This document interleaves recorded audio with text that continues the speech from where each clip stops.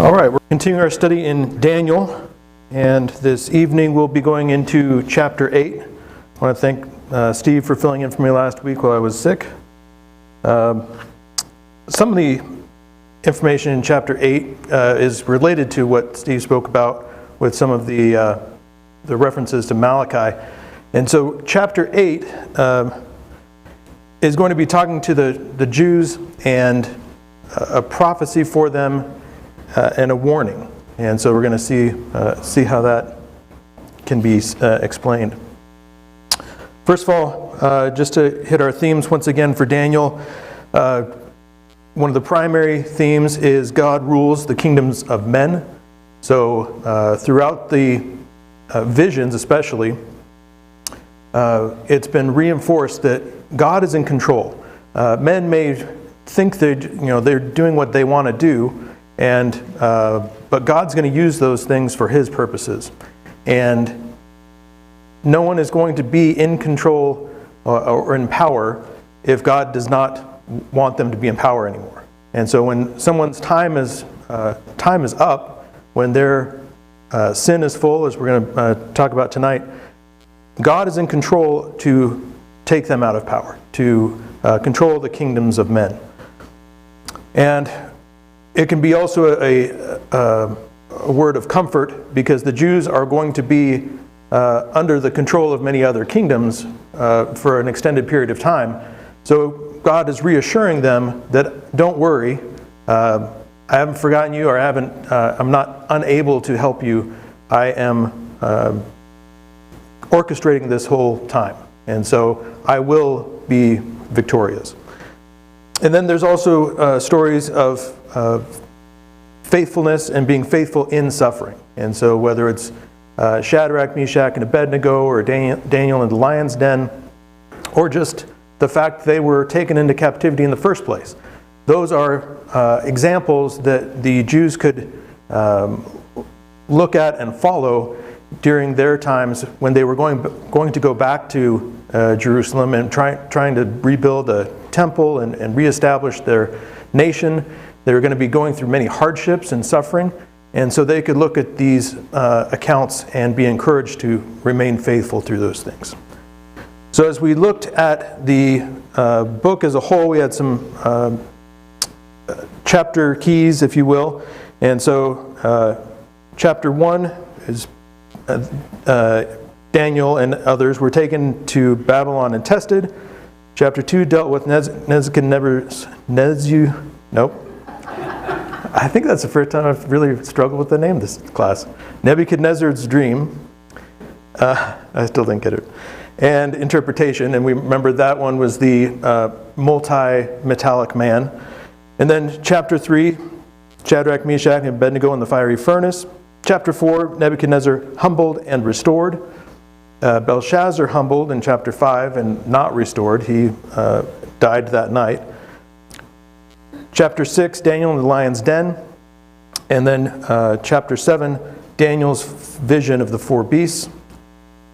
And as we go into really what's considered the second half of the book, we see that these first chapters written in Hebrew, but the chapters 2 through 7 were written in Aramaic. And does anybody remember any ideas of why that might have been done? We discussed. Well, the Medes did not come in and take over until at the end of chapter 5.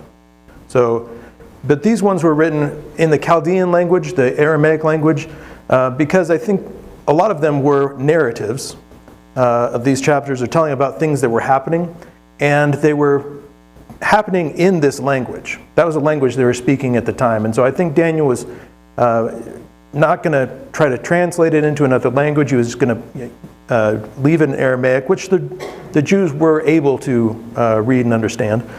But a lot of it had to do with warnings warnings that happened to the Chaldeans, to the Babylonians, and Nebuchadnezzar in particular.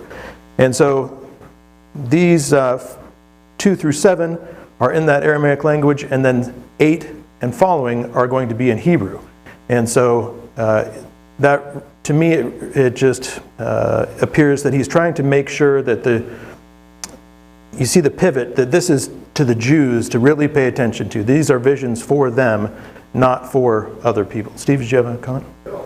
That they are official records from Babylonian period, where he was obviously an official, right, to record what was happening. And so this could be his official record submitted to, the king or whatever, and then kept a copy for his memoir or whatever. Right. So this, as Steve says, these could be Daniel's official records that he would submit, and he just kept a carbon copy for himself. Which would be impressive. It's like, if you get a record, the official history of America, and you have a record of God intervening against the king's command, and that's a impressive thing, because that's not questionable. That's like go look it up. Yeah, and it showed Daniel's faithfulness in submitting these documents and saying, without fear of being turned against, because he knew, and the people around him were witnesses, that these things happened. They may not leave the kingdom in the best light in some cases, but they couldn't deny that these things happen. And so it's the historicity of these events. So as we look now toward the last part of the book, chapters 8 through 12, these are in Hebrew, as I said. These are going to be visions and Daniel's prayer that is really geared toward and directed to the Jews. And so it makes sense that he would turn back to the Hebrew language for these. And we talked about the structure, how there's kind of a mirror image where there's faithful in suffering for 1, 3, and 6, and then 2 and 7 are the 4 empires rise and fall, and then 4 and 5 are God humbles the proud. And then you get into 8 through 12 of the visions leading to the time of the end. So again, just to get our bearings in time, the top timeline here is just a broad overview of from beginning to the New Testament church timeline. And we're in that very small section that's circled there, the Babylonian captivity. And the events that we're going to talk about tonight are going to be events that happen from return from exile basically to throughout those silent years, the roughly 400-year period of no prophecies and no writings in the Bible. So the lower section here, we saw Nebuchadnezzar's reign, Belshazzar's reign, and his death, then the fall of Babylon, and then Darius the Mede and the Persians came and ruled a dual nation. And so we saw that chapter 7 is identified as being in the first year of Belshazzar. Daniel has that vision. And then tonight we're going to see chapter 8 is in the third year of Belshazzar. So somewhere, this says 551, 553 to, it's easier for me to just have round numbers, so 550. But we're going to see this vision happen in 550, and it's going to be related to things that happen over the course of 400 or 500 years. And so it's going to be an impressive prophecy of the events of the nations that will follow. So in the last chapter, we had this vision of the 4 beasts, and there was the winged lion, the bear that was lopsided, if you will, snacking on some ribs, the 4-headed leopard and winged leopard, and then the unnamed beast. And so a lot of people will represent it as a dragon or a dinosaur type of creature, but with many horns, and one horn rose up above the others. And we got a lot of information about that 4th beast here in chapter 7. So chapter And when we look at these beasts, we can correlate these with the visions, the vision of chapter 2, with the various metals that were listed. And so we can see the Babylonian, the Medo-Persian, the Greek, and the Roman kingdoms or empires that are correlated with those in those two visions. So as we look in chapter 8, we're going to see more of a focus on two particular beasts which represent Medo-Persian and the Greek empires. So let's get started in chapter 8, verse 1.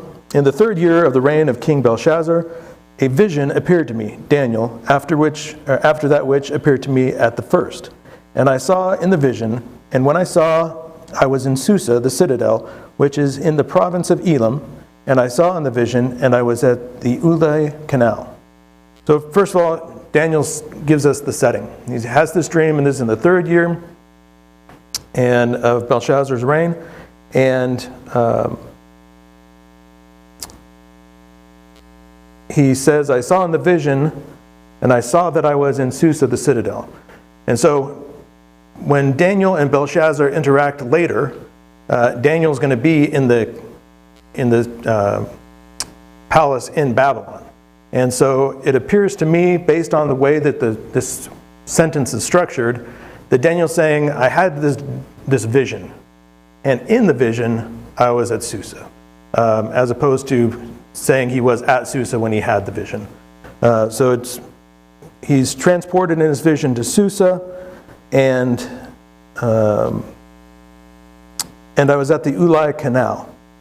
And so this is just a man-made waterway that linked two rivers, and it sounds like it was a pretty substantial building project, but it would just be a setting in a place where there was going to be battles, and there's going to be battles between these two kingdoms that he's going to be talking about.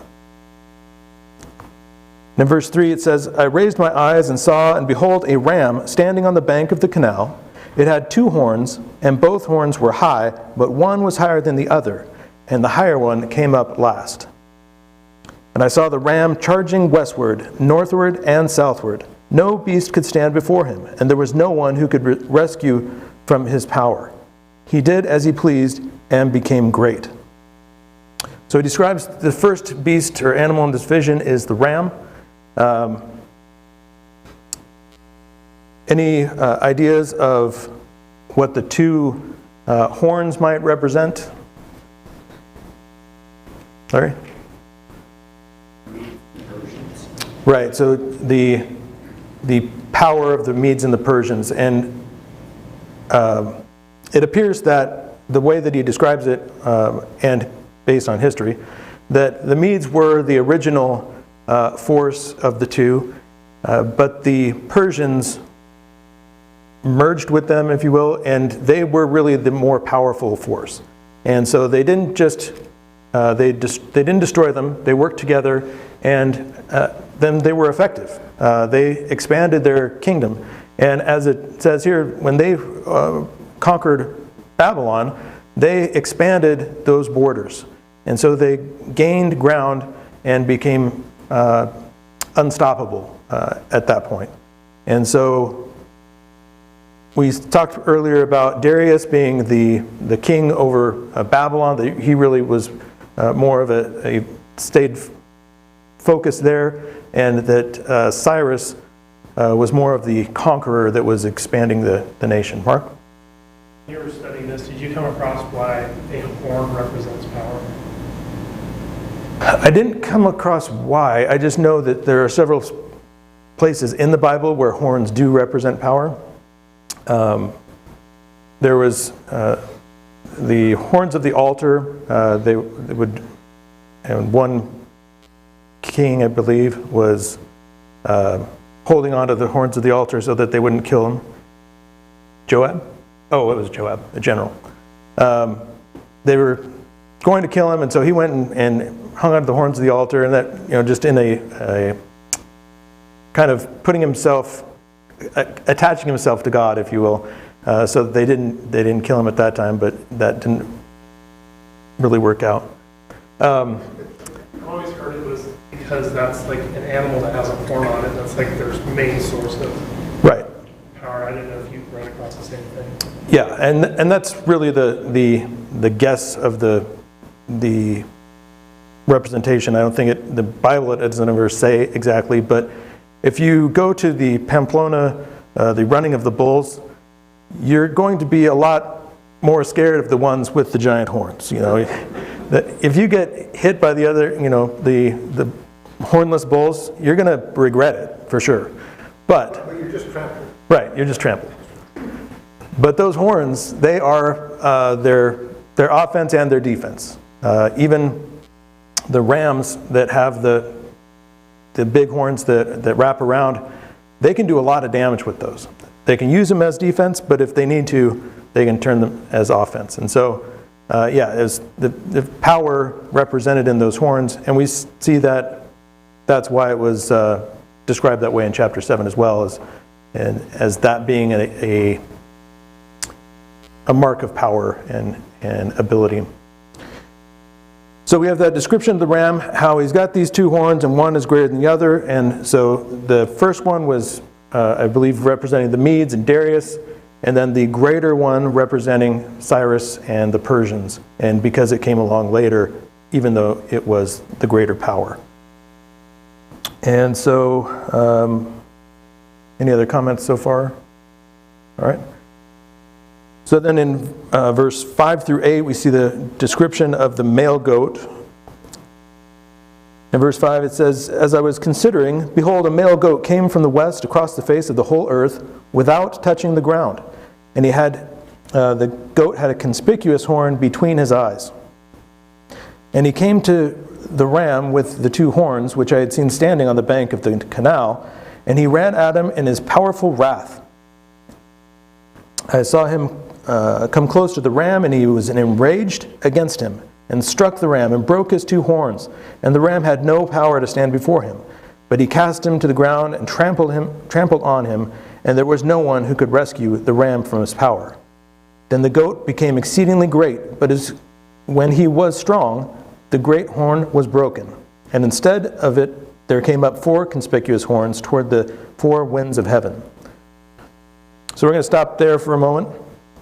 So this ram, or the ram, the description of the ram seemed like it was pretty powerful. You know, it seems like it had things under control. No one could withstand it.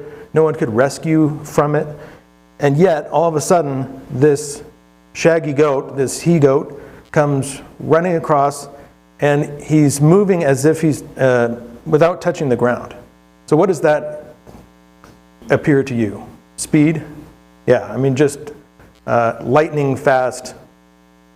And we're going to see some more information about that and why that might be. So we see him coming across, and he had a conspicuous horn between his eyes. And so this is like, I guess, a unicorn type goat. He's got one conspicuous horn between his eyes. And he came to the ram with 2 horns, and he ran at him with powerful wrath.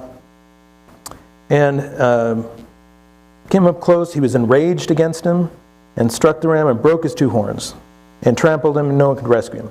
So we see that the ram totally defeats the goat. Nope, the goat totally defeats the ram.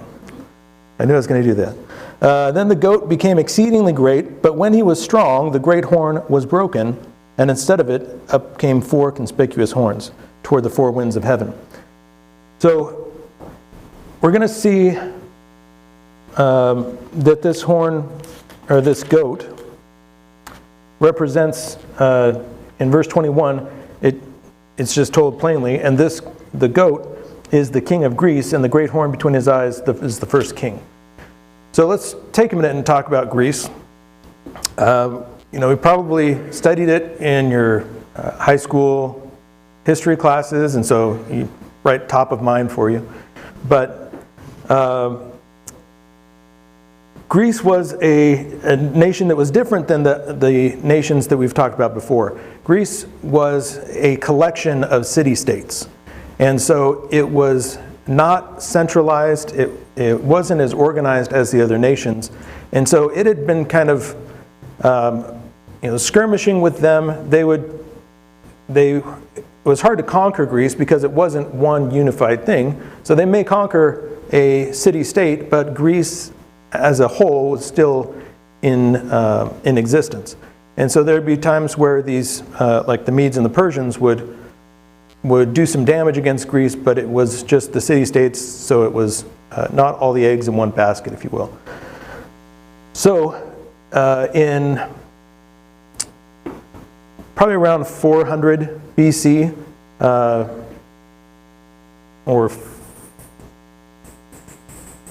375, somewhere in that range, there was a King Philip of Macedon.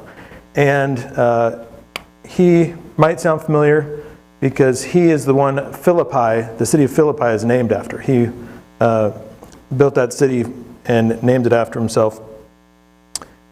And he was the father of Alexander the Great. And so Philip of Macedon, he tried to get the city-states of Greece to be more organized, more unified, and he just couldn't get them together on the same page. And so after a while, there's, Alexander the Great was born roughly 356, and he was tutored by Aristotle, and so he had a very good educational background, and it appears that he didn't originally want to be involved in the military. And so Philip was insisting that he get more involved in the military, and his mother Olympia was the one who insisted that he get Aristotle as a tutor, try to keep him balanced. And so as around 356. Yeah, around 356 is when King Philip was assassinated, and Alexander the Great took over as king of Macedon. And within a very short period of time, he was able to do what his father had not been able to do, and that is unify these city-states. And so there were city-states like Athens, Sparta, Macedonia. The names we're familiar with, Corinth. And so he was able to unify them and get them under one banner. And when he did that, he was able to then conquer some areas nearby, and that he really enjoyed that. He really got a taste for conquering. And so as he gained power, and more of the city-states got on board and realized we need to back Alexander because he's going to conquer us if we don't, and we want to enjoy the spoils of these wars. And so as he got more people on board, he was able to conquer more and more land and people. And he wouldn't just go in and conquer and destroy them. He was still the kid that was tutored by Aristotle. He would go in and learn about the culture, look at the artwork and the sculptures and architecture, and take collections of it, and whether he would take it back or he would just house it in special buildings that are now called museums. He would collect them and keep them so that they could be appreciated. He wasn't just about destruction. And that's one thing that kind of, when you hear about Alexander the Great conquering the world, you kind of get the impression that he was just a destroyer going through, but it wasn't about that for him. He was more curious about what was next. What else can I conquer? What else? What new land am I going to see? What new countries and cultures am I going to get to experience? And so that really drove him, and so much so that over the 13 years, I believe, from when he was roughly, he took over at age 20, and he had conquered the world by age 33. Now, we've had several people we've talked about, through the world, conquering the world and so forth. And that, on a map, when you look at it, there's obviously lines of demarcation that he did not conquer, so it's more of a figurative conquering of the world. But he conquered all the way from Greece, around Europe, but all the way down to India, and down to Egypt as well. And so he covered a great amount of land, and so that's why he's referred to as Alexander the Great. But as he conquered his last conquering, he said, okay, well, let's see what's beyond those mountains. They were the Himalayan mountains, so it's not just a little hill or anything. He said, let's move on to the next thing to conquer. And as he had been leaving men behind to hold the line as he went, but he just kept on advancing. And it appears that it was just a continuous march. I mean, it wasn't like, all right, we're going to do this, and then in a couple of years we're going to come back and we're going to go further. It sounds like he just kept on marching and marching. And so his soldiers eventually were like, we can't go any further. We need to go home. We're not in on this. And so he realized that he couldn't do it himself. And so reluctantly he turned around and came back. And he came back actually to the palace of Nebuchadnezzar in Babylon. But very shortly after that, he died. And so there's many different discussions on how he died. Some obviously would think assassination, it's because that's the most common cause of death of emperors. But it doesn't appear, that doesn't seem like the most likely. There was several illnesses that he's said to have had. One is just said that he drank this great bowl of unmixed wine, and after that he just started aching and hurting and died 11 days later. And so whatever it was, that 11 days, they didn't have those slow release poisons that we might have today. If you were going to poison someone, it was going to be pretty quick that it would happen. And so they think that's probably leads them to believe it wasn't a poisoning. So the whole reason I give that history of Greece and Alexander the Great is because he wasn't the first king. His dad was a king, but he was the first to really unify Greece. And he was the preeminent king of Greece, if you want to use that as the terminology of first. He was the one who brought it to its glory. And when he did that, when he became strong, then that horn was broken off. And so as soon as he conquered to the height of his conquering, then he died. And so that fits with this description of the horn being broken. Any comments on that, Bruce? Isn't he the guy that when he realized he had no other kingdoms to conquer, he sat down and cried? That's what they say, yes. That's what the rumor is, or Right. the legend is, yeah. Yep. At 32 or whatever he... Yeah, so he was, and some will say 32 or 33. I don't know. I think 33. And so, yeah, it was, by that time, after 12 or 13 years of conquering, that was really all he had. And so he did take a wife or three before he died. Only one of them he had a child by, but the child wasn't even born until after he died. And so he left no heir to that throne. And so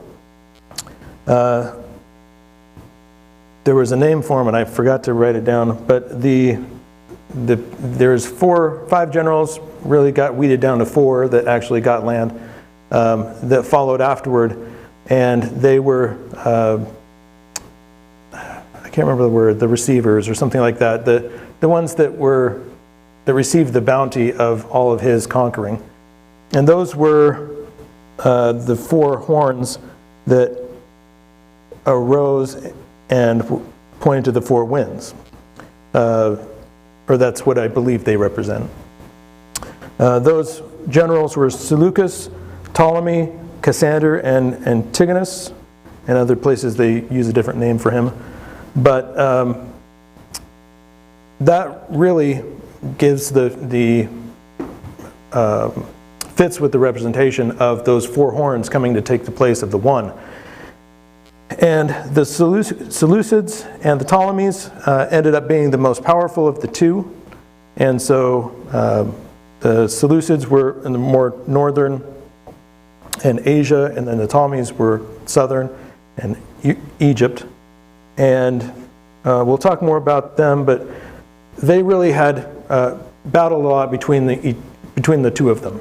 And so if you think about Asia and the northern area and Egypt, the path that makes sense for them to go up and down goes right through Jerusalem. And so it was it's similar to what the Jews had experienced in the past with, I want to say, the Egyptians and I know the Egyptians and the Assyrians, we talked about that from history, but I think also in the Bible there were examples of the nations like Syria or Assyria and the Egyptians, and going through and even the sea people, Philistines, thank you. The Philistines kind of going back and forth and taking advantage of that anyway. So the Jews had the experience of being there in the middle between people fighting before. And then they were going to be experiencing this again in the late Greek Empire.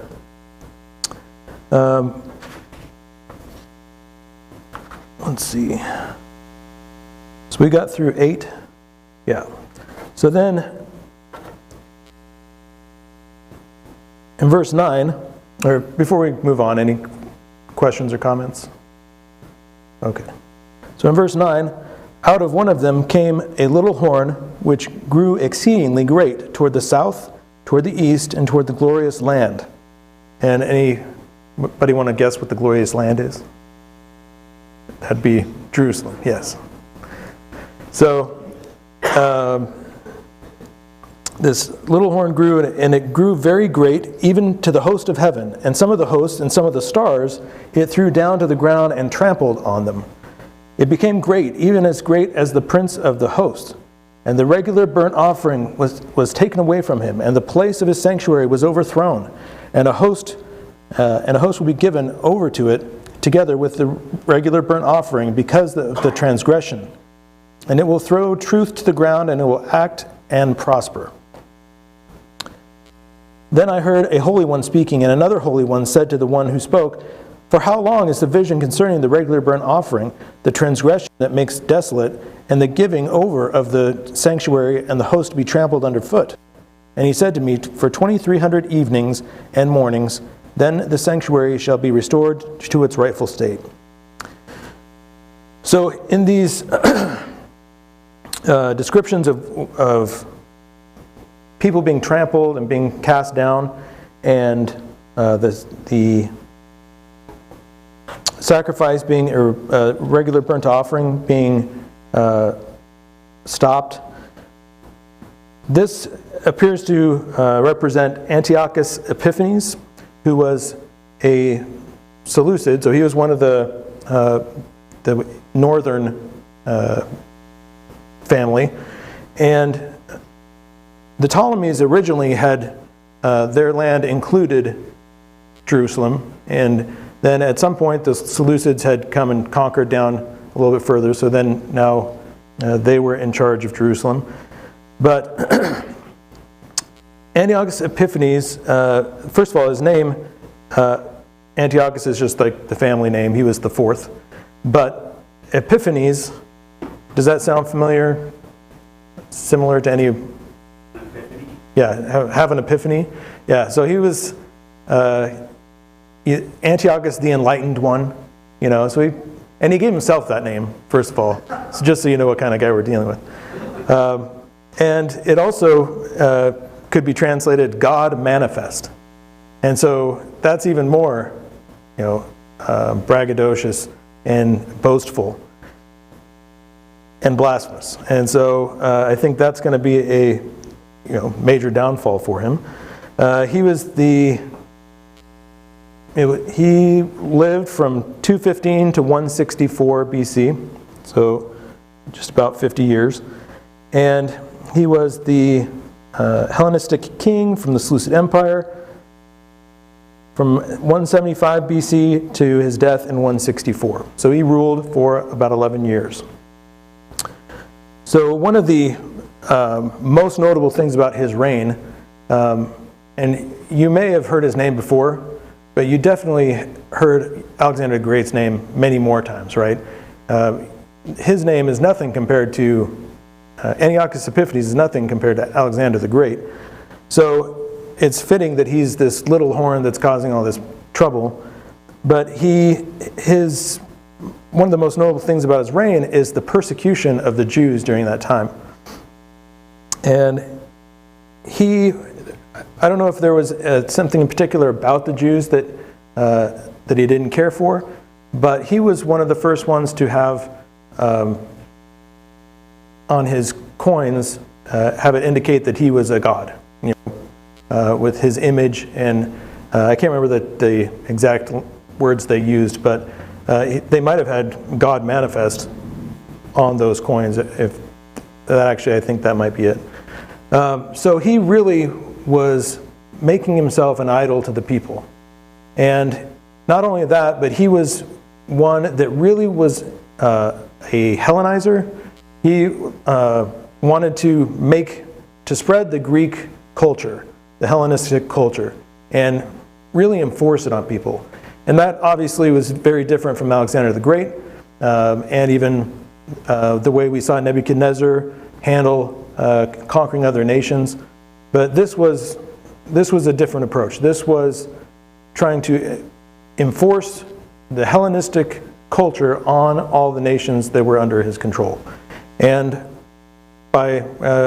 in doing so, he would require that people worship Zeus as the most high god. Not that he was the only god, but just as the best one.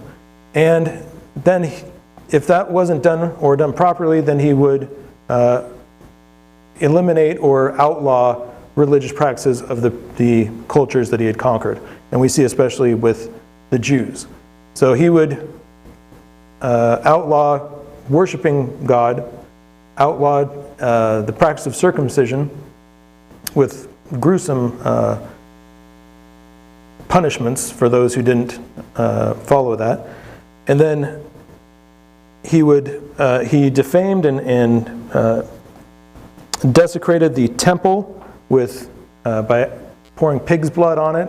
It was really just a total affront to the Jews especially. And I didn't read about that there were other nations he was quite so aggressive against.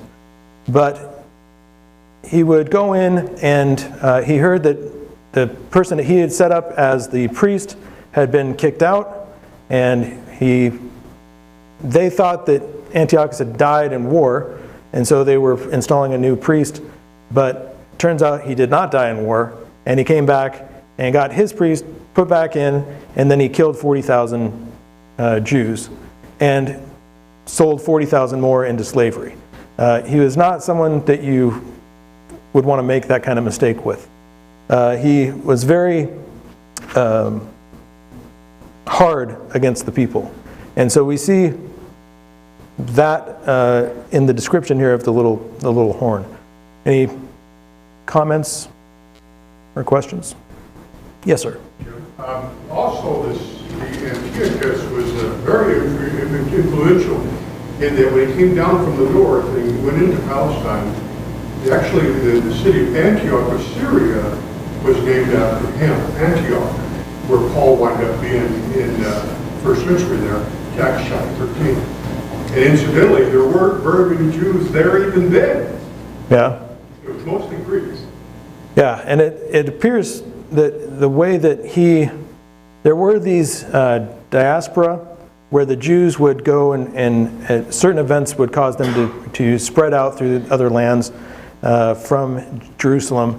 And I believe that this was one of those time periods where his persecution of them actually caused them to spread more and set the stage for the gospel being able to proceed across Asia as it did and into Greece.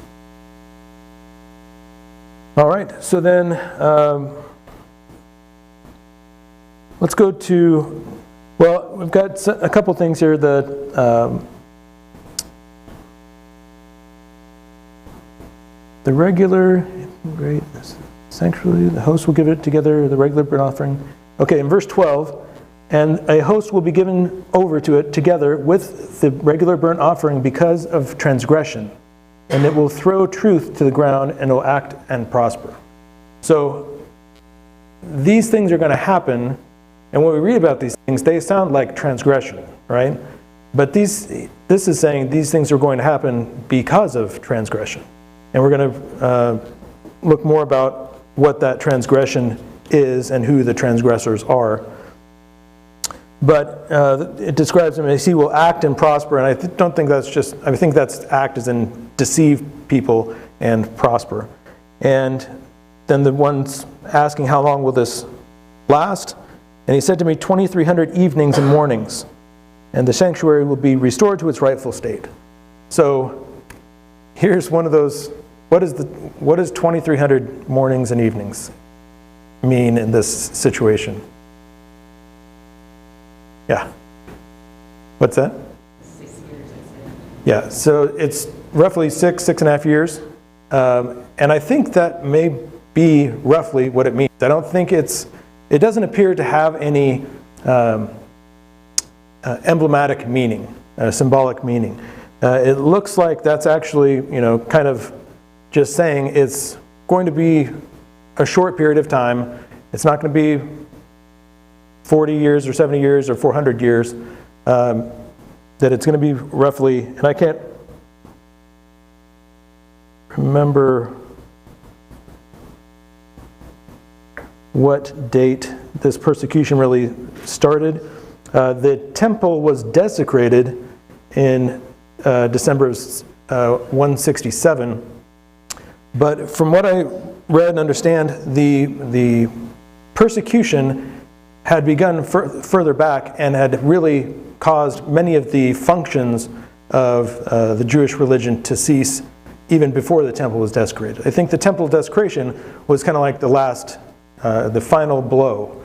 Kind of like when Nebuchadnezzar conquered Jerusalem, went back and took more people, and the third time he destroyed it because they weren't listening. Well, this desecration of the temple appears to be one of those, perhaps a third or some other strike that was happening. So we can see that his reign, what do we say, his reign was 11 years. And so even if it was 10 years, that 6 is going to be relatively close to that period of time. So this is one of those things where we don't know what it means exactly, but it appears to be, we can just take it at its face value. So in verse 15, we have the interpretation of the vision. When I, Daniel, had seen the vision, I sought to understand it, and behold, there stood before me one having the appearance of a man. And I heard a man's voice between the banks of the Ulai, and it called, Gabriel, make this man understand the vision. So he came near where I stood, and when he came, I was frightened and fell on my face. But he said to me, understand, O son of man, that the vision is for the time of the end.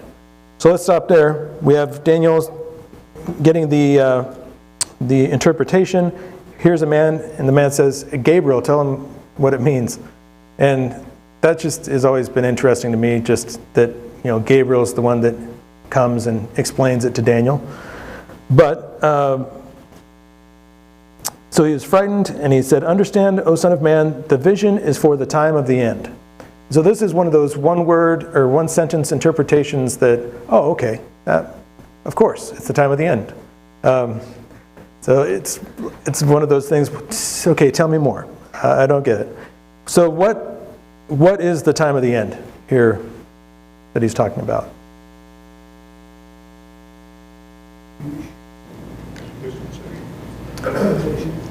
It doesn't say, but as we read through, we can see it doesn't appear to be the end of time. This is just a time of the end.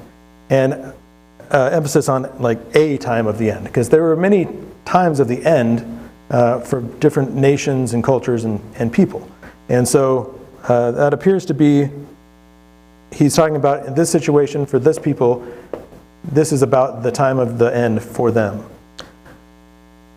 So we'll continue reading and see if we can back that up. And when he had spoken to me, I fell into a deep sleep with my face on the ground, but he touched me and made me stand up.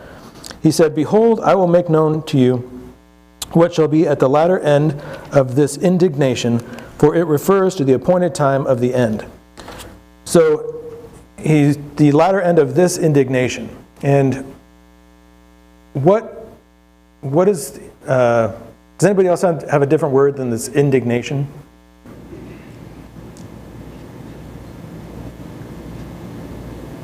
No? I forgot to check the other version, so I was going to crowdsource that one. This indignation appears to be this time of punishment, or this time of pouring out God's wrath.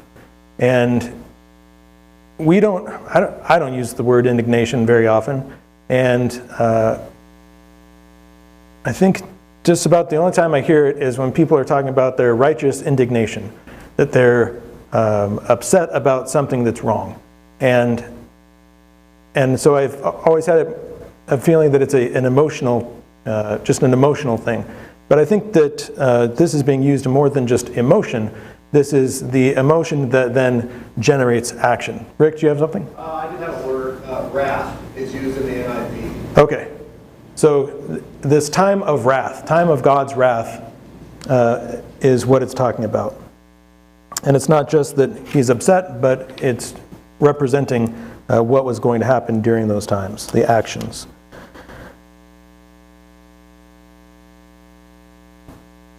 And then he follows the last sentence of that is, "For it refers to the appointed time of the end."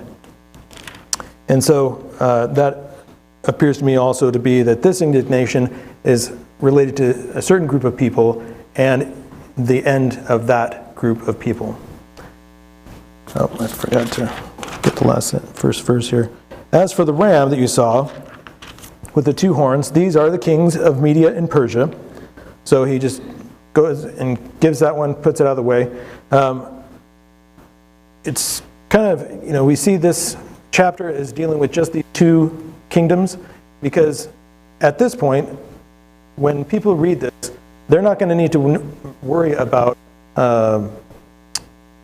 what's going to happen with the Babylonian kingdom, because first of all, it's already been discussed in more detail in a previous version. It's had its explanation. And so now there's the explanation, or we had in chapter 7 had a more detailed explanation of the fourth beast. And so now this is giving us more detailed explanations of the second and third.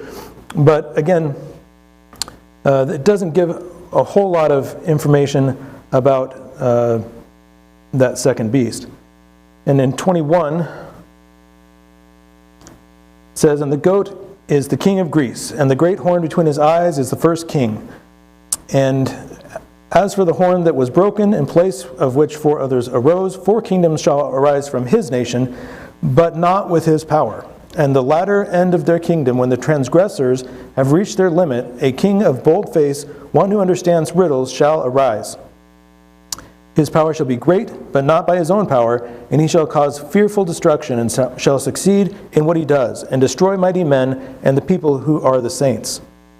So we see it identifies Alexander, and he's going to come and go, and then the 4 that would come and follow.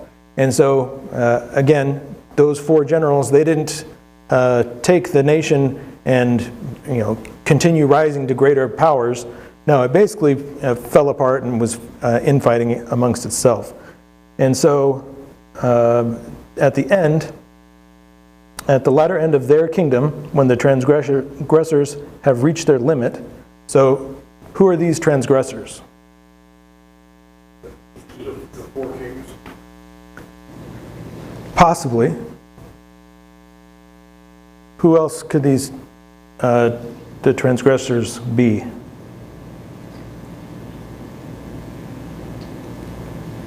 Could be Israel? I think so. That's what I get. Because at this point, the four kings, toward the end, they're down to really two powerful kingdoms, Seleucids and the Ptolemies. But I think this goes back to the transgressions that we talked about back in verse 12. And a host will be given over it together with the regular burnt offering because of transgression. And it will throw truth to the ground, and it will act and prosper.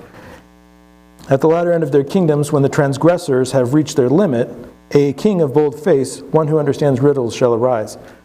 I think that's talking about the same transgressions and transgressors. And it appears to me that this is a warning or a prophecy that Israel's going to, or the Jews are going to get to a place again where they need to be humbled and brought low. And whether it's because they didn't have enough faith to bear up under the suffering, the original persecution of Antiochus Epiphanes, and so it got worse, or they were doing something else. It doesn't appear to be idolatry like before, because it looks like they finally got the message on idolatry and put that away for good. But even with Malachi, he was giving them warnings that they aren't okay. What they were doing was not okay, and you couldn't just say, well, we're God's people and we're doing enough, we're getting by. We're fulfilling the law enough. No, he wanted the first fruits. He wanted the unblemished lambs. He didn't want the sick and lame. And so this appears to be the fulfillment of going further and further down the line that appears that they didn't shape up. And so they got to a point, and during this period of time, there was also the rise of the rabbis and the piling on of traditions of men that were made and enforced as if they were law. And so then that basically is people putting themselves in the position of God by making law as if they're God. And so whatever it was that led to this appears to me to be the transgressors being Israel and their transgressions, whatever sins that caused this. Yeah, because it's a couple hundred years from Malachi, around 400, 425 BC, to Epiphanes, Right. 175, so yes, 225 years. But the point is, it's not like he didn't have a lot of time to get it right. Right. I mean, God was patient with them and asking them, pleading with them to repent, and obviously they just refused to do that. And I'm not sure if we have record of a period of 200 years where they didn't revert into their old practices. So, it definitely is plenty of time. What's that? About as long as they seem to be able to keep it together, it was about 40. 40? Yeah. If you're reading Judges, it's just a back and forth, And so the fact that 200 plus years goes by, or however long it is, 300 before 250 before they have suffered this from Antiochus, that says to me that it probably was a dip in the cycle for them, if you will.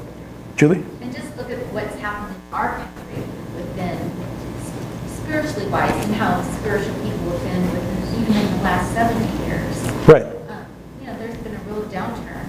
And we've had overall a downturn, but even within those times, we've had ups and downs.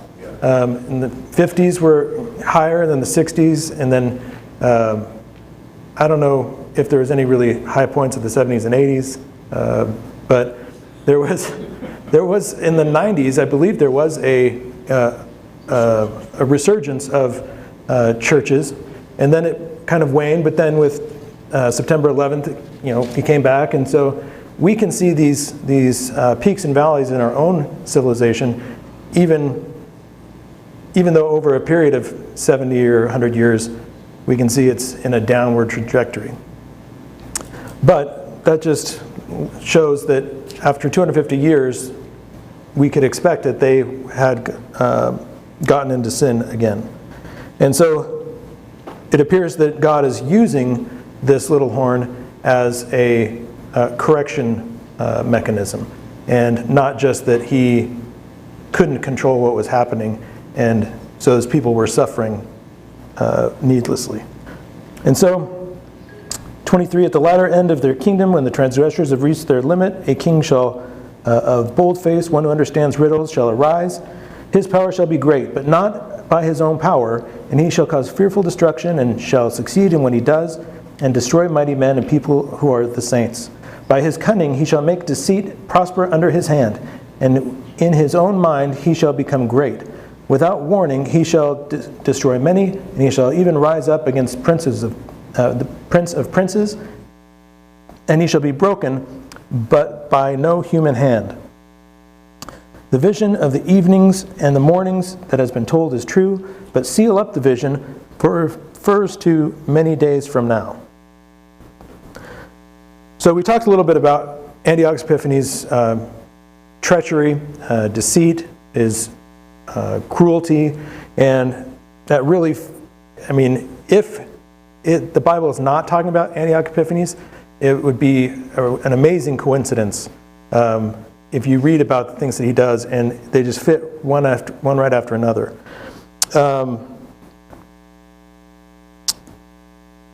Let's focus on 25. He shall become, or 24 says, his power shall be great, but not by his own power. And then in 25, he shall even rise up against the prince of princes, and he shall be broken, but by no human hand. So he'll be given power, and he thinks it's from himself. His name, Antiochus Epiphanes, and we said that meant God manifest. There was his nickname among his detractors was Antiochus Epimates, something very close, which really meant the madman, basically. And so even the Greeks were wary of him. They didn't trust him. They saw him as deceitful, and he's going to get this power, but then his power is going to be taken away, but by no human hand. Does that phrase sound familiar from somewhere previously in Daniel? But by no human hand in particular. Writing on the wall. Okay, there was writing on the wall, which is not by human hand. Any others? Remember the stone in the first vision that was carved out by no human hand, and that represented Jesus and the church and the kingdom coming. That's God's doing, was creating that kingdom, and again, it'll be God's doing when this man is taken down. So Antiochus died of disease. I think we talked about everything else. His persecution was so great, it led to the Maccabean revolt. And I don't know how familiar everyone is with that, but the Maccabees were a group, clan, that rose up and fought against Antiochus Epiphanes. And there's Jewish writings between the Testaments.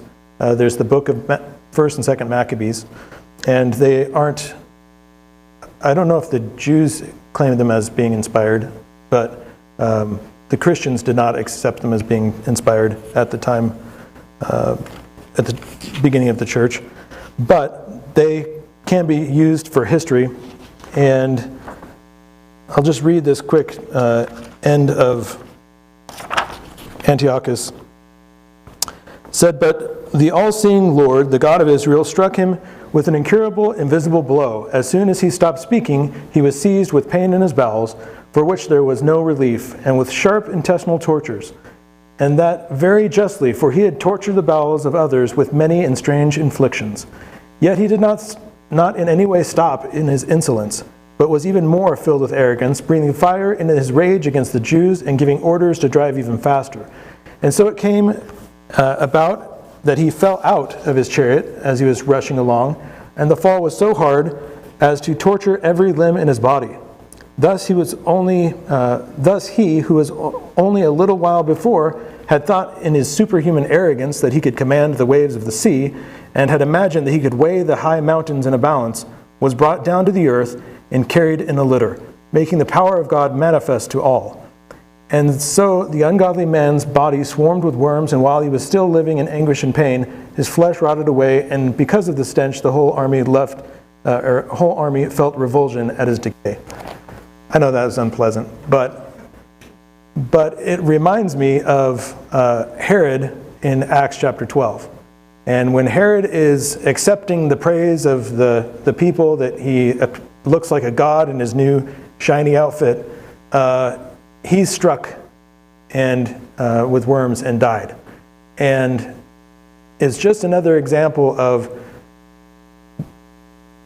we're not going to think of ourselves as the kings of the world, but we can put ourselves in a place higher than we really should. We can give ourselves more authority over our lives, authority that only God has, and be in danger of elevating ourselves in that way and lowering God. And we need to focus on making sure that we are giving God the glory and the praise for the good things that happen, asking Him for help when we need help in our lives, knowing that He's in control, and not giving any of that, what belongs to God, to anyone else or to ourselves. And what belongs to God is God's, and we should honor Him in everything that we do. So Daniel finishes his vision, and it says, "And I, Daniel, was overcome and lay sick for some days. And then I rose and went about the king's business, but I was appalled by the vision and did not understand it." And this is another reason why I think that the transgressors are the Jews, is because that would be a particularly sickening message for Daniel to receive, that despite them going into captivity and being renewed and being brought back out of captivity and being able to reestablish Jerusalem and the temple and so forth, that they would again fall into that sin, into sin of some kind. And sin so bad and widespread as a nation that it would require this kind of correction. And so this is Daniel's most upsetting reaction to any of the dreams he's seen so far. And that will lead us to chapter 9, where we'll read Daniel's prayer for the nation. Any other comments or questions before we close? All right. Well, thanks for a little extra time. Our God and Father, we thank you for this book. We thank you for Daniel and his faithfulness and recording these events and these visions so that we can see the faithfulness that you have to us and the amazing and specific prophecies that you have given and that we've seen fulfilled throughout history. We pray you will help us that we can remember that as we go through struggles and trials in our lives, knowing that you are in control of everything and that you love us and you will take care of us. And please help us that we can be a light and a help for others as well. All these things we pray in Jesus' name. Amen.